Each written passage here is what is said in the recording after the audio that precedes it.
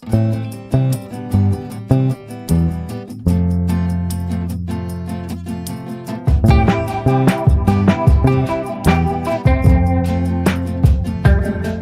वालेकुम, कैसे हैं आप सब। उम्मीद है सब लोग ठीक होंगे, खुश होंगे। अल्हम्दुलिल्लाह मैं भी ठीक हूँ।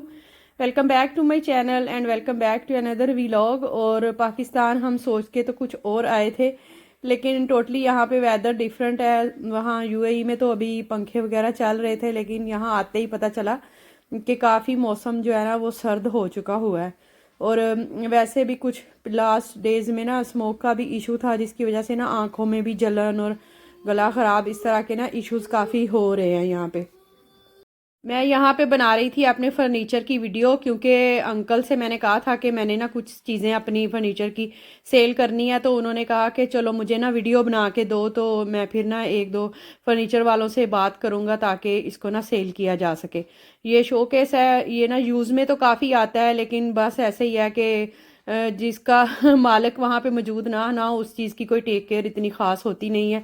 तो इस वजह से जब भी मैं पाकिस्तान आती थी तो मेरा ना दिल बहुत दुखता था ये देख के कि फर्नीचर की ना बहुत ही बुरी हालत है।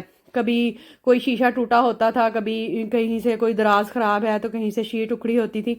तो इस वजह से ना फिर मौसी ने कहा कि बेटर यही है कि तुम ना चीज़ें सेल कर दो, क्योंकि यूज़ में तो आती थी, लेकिन बस ये है कि कोई उसका पुरसाने हाल नहीं था। तो उन्होंने कहा कि सेल कर दो, जब हमने पाकिस्तान शिफ्ट होना होगा ना तो इंसान न्यू फर्नीचर बना लेता है। और वैसे भी अब तो इन चीज़ों के भी रिवाज जो है ना वो चेंज होते रहते हैं। तो कह रहे कोई फ़ायदा नहीं है ऐसे ना, हर बार आती हो तो तुम्हें टेंशन होती है इन चीज़ों की। तो बेटर ये है कि अपनी टेंशन को ना रिलीज़ करो। तो बस ये ड्रेसिंग टेबल और सॉरी शो केस और ये इस्त्री स्टैंड है, और इसके अलावा सोफ़ा भी है जिसको ना मैंने सेल करना है। उसकी भी कंडीशन काफ़ी मतलब ख़राब हो चुकी है। ये जो वेलवेट के सोफ़े होते हैं ना, उनकी तो बहुत ज़्यादा टेक केयर करने की ज़रूरत होती है। अगर उन्हें वक्तन फ़वक्तन उनकी डीप क्लीनिंग ना की जाए तो वो उसकी हालत फिर आहिस्ता आहिस्ता ख़राब ही हो जाती है। तो बस ऐसा ही कुछ हुआ है। बस चाहिए तो ये कि जिन लड़कियों की शादी होके जिन्होंने बाहर जाना होता है ना, उनको फर्नीचर दिया ही ना जाया जाए। लेकिन ये है कि हमारा माशरा कुछ इस तरह का है, ना तो लड़के वाले मना करते हैं कि कुछ ना दीजिएगा कि हमें बाद में चीज़ें संभालनी पड़ेंगी, तो बेटर है कि कुछ भी ना दिया जाए। और लड़की वाले जो होते हैं वो भी ये सोच के दे देते हैं कि हमारी बेटी को कल को कोई बात ना हो, तो बेटर है कि हम अपनी इस्तात के मुताबिक सारा कुछ दें। तो बस हमारे माशरे का इस तरह से बना है। ये तो हर कोई मानता है कि जी ये जो जहेज़ है एक लानत है, लेकिन जब अपनी बारी आती है ना उसके ऊपर अमल करने की तो कोई भी नहीं करता। तो बस मेरी तो यही है कि सबसे रिक्वेस्ट कह लें कि जिसने लड़की ने बाहर जाना हो ना, उसके पेरेंट्स को भी चाहिए और घर वालों को जहाँ उसने आना है शादी होके उनको भी चाहिए कि पहले से ही मना कर दें कि इतना कुछ खास ना दें। ज़्यादा से ज़्यादा हो तो बस एक रूम का सामान होना चाहिए उसके यूज़ में, क्योंकि बाद में सारी चीज़ें बानी जाती हैं। अब मुझे तकरीबन 10-12 साल हो गए हैं इधर यूएई में, तो आहिस्ता आहिस्ता हमने घर की हर चीज़ बना ही ली है। तो क्या पाकिस्तान में नहीं बन सकती? बन सकती है। ये बस हमारे एक ना माइंड में एक चीज़ होती है कि जी सारा कुछ होना चाहिए। और कुछ लड़कियां तो सारा कुछ लेके भी आती हैं ना, जिन्होंने बातें करनी होती हैं वो फिर भी कर ही देते हैं। तो बेटर यही है कि अपनी इस्तात से ना बाहर नहीं जाया जाए और उस हिसाब से ही दिया जाए, जितनी कि आपकी चादर है उतने ही पाँव फैलाए जाएं। तो खैर एनीवे ये तो मतलब चलता ही रहता है, हमारी सोसाइटी का एक कह लें कि डार्क रियलिटी है।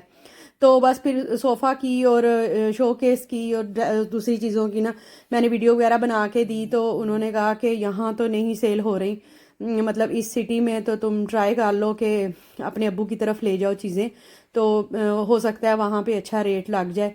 जब तक सेल नहीं होंगी तो तब तक किसी जगह पे ना मतलब रखवाई जा सकती हैं।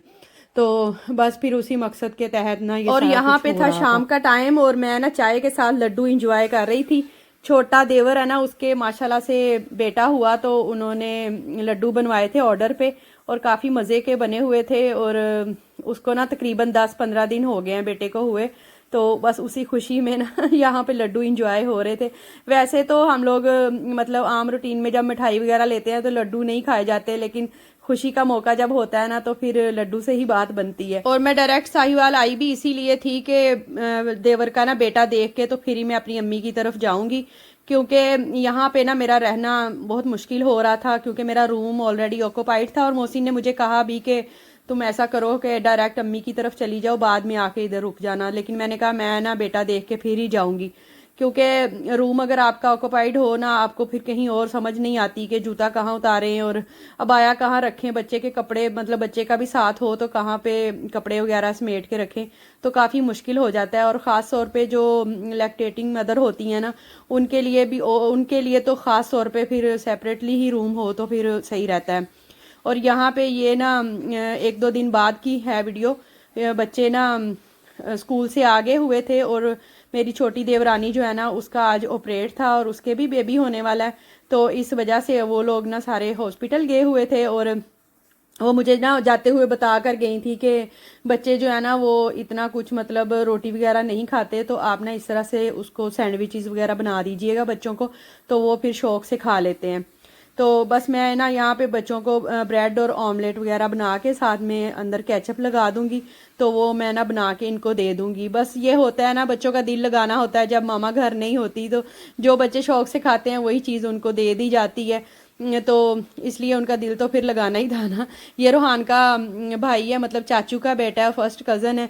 रूहान तो काफ़ी मज़े में यहाँ आके खुश हो गया, क्योंकि उसको काफ़ी अच्छी कंपनी मिल गई है सब बच्चों के साथ खेलने की। ये रूहान की कज़न है, मतलब चाचू की बेटी है, सारा है इसका नाम।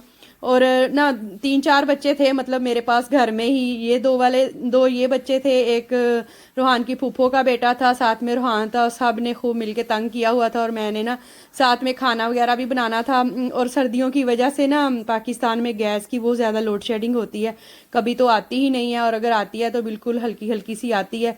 अभी भी मैंने ना सिलेंडर पे दूध बॉयल होने के लिए रखा हुआ था, साथ में ना मैं खड़ी इधर सब्जियां वगैरह कट कर रही थी, तो मैंने सोचा सब्जियों वाले ना राइस बना लेती हूँ साथ में, क्योंकि राइस जो है ना ऐसी चीज़ है कि बच्चे भी फिर शौक से खा ही लेते हैं और थोड़े बनाना भी इजी होते हैं, क्योंकि 3-4 बच्चों को साथ में संभालना और साथ में किचन का काम करना और भी डिफ़िकल्ट है। और वैसे भी बच्चे जो है ना वो मेरे साथ इतना वो नहीं है, फैमिलियर नहीं है, क्योंकि मुझे भी आए हुए 2-3 दिन ही हुए हैं, तो इस वजह से भी सब यहाँ मेज होने की वजह से उन्होंने खूब ना दींगा मुश्ती मचाई हुई है घर में। तो ये माशाल्लाह से बेटी हुई है उनके, ये सारा के और अरहम की बहना हुई है प्यारी सी। तो ना हॉस्पिटल जो था वो नज़दीक ही था, इस वजह से उसको घर ले आए कि चलो वो ना रिलैक्स होके इसके ना कपड़े वगैरह यहाँ पे चेंज कर सकेंगे। और रूहान देख रहा था बड़े गौर से कि मामा की गोद में कौन सा बेबी आ गया, और माशाल्लाह से बेटी बहुत प्यारी थी। अभी ये लोग ना एक भाई और 2 बहनें हो गई हैं, अल्लाह ताला ने एक और रहमत से नवाजा है। बच्चे ना आपस में डिसाइड कर रहे थे कि आज न्यू बहना ने मेरे साथ सोना है और दूसरा कह रहा था नहीं आज इसने मेरे साथ सोना है। कुछ घरों में ना जो छोटे बच्चे होते हैं ना, उनके स्टेटस लगाना या इस तरह से वीडियो बना के इधर उधर सेंड करना उसको मुनासिब नहीं समझा जाता, लेकिन मैंने तो फिर मेरे हाथ में ही मोबाइल था तो इसलिए मैंने बना ली। और वैसे भी न्यू बेबी आया था, न्यू बॉर्न था, तो मोहसिन को भी मैंने वीडियो सेंड करनी थी, तो इसलिए फिर मैंने कहा कि व्लॉग में आप लोगों के साथ भी शेयर कर देती हूँ। और देखे बेबी क्या कर रहा है यहाँ पे।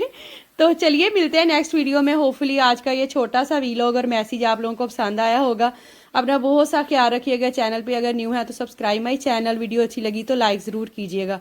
Thank you for watching. मिलते हैं नेक्स्ट वीडियो में। अल्लाह हाफिज़, टेक केयर, बाय बाय।